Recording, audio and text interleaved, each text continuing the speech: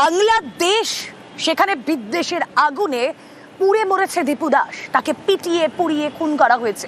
সেই স্মৃতি এখনো দগদগে, তা নিয়ে উত্তাল বাংলাদেশ।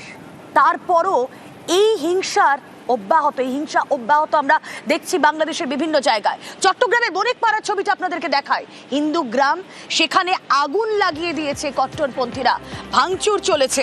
বাংলাদেশে আবারও টার্গেট হিন্দুরা, বাংলাদেশে হিন্দুদের গ্রামে আগুন, হিন্দু গ্রামে আগুন ধরালো কট্টরপন্থীরা। চট্টগ্রামের পশ্চিম বণিকপাড়া, সেখানে আগুন ধরিয়ে দেওয়া হয়েছে, সব বাড়ির দরজা বাইরে থেকে বন্ধ করে আগুন। কথা বলবো, বিশ্বজিৎ প্রতিনিধি রয়েছেন সঙ্গে। বিশ্বজিৎ, বিদ্বেষের আগুন কতটা দাউ দাউ করে জ্বলছে যে তারা নিজেদেরকে আটকে রাখতে পারছে না। একটা ছেলেকে, হিন্দু যুবককে, তাকে প্রথমে মারা হলো, পিটিয়ে মারা হলো, আধমরা করা হলো, তারপর তাকে পুড়িয়ে খুন করা হলো, আবারও আগুন লাগিয়ে দেওয়া হচ্ছে, তাও হিন্দু গ্রামে।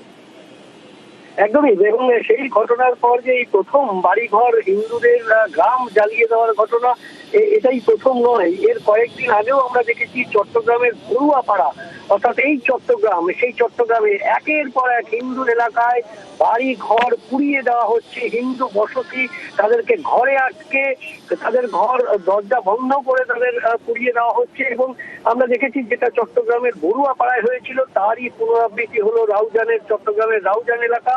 এবং সেখানে পশ্চিম বণিকপাড়া, যেরকম তুমি বললে যে বাড়ির ঘরগুলোর দরজা বাইরে থেকে আটকে দেওয়া হয়েছে।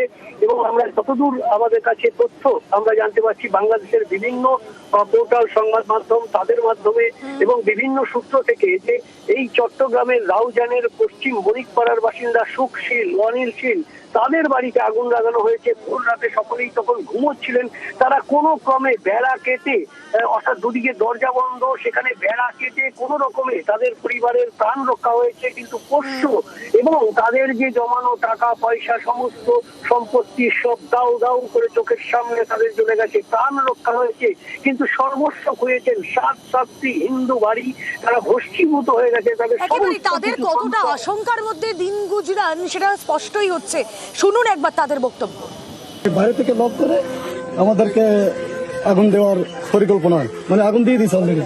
আর আমরা বেরিয়েছি বাইরে, দরজা কেটে, অনেক কষ্ট করে নিয়ে, ছোট বাচ্চা ছিল, ঘরের সবকিছু শেষ। আর আমি একটা প্রবাসী, আমি আসছি বেশি দিন হয় নাই, এই 3 মাস হচ্ছে। আর আমি এসে নতুন বিয়ে করছি মাত্র 1.5 মাস। সব আমার জিনিসপত্র যা আছে, সামান সবকিছু পুরো শেষ। হাঁস ছিল, হাঁস সব শেষ, মানে সবকিছু শেষ। এবার টোটাল ক্ষতি কত হবে? টোটাল ক্ষতি অনুমানে 15 থেকে 10 লাখ টাকা এরকম।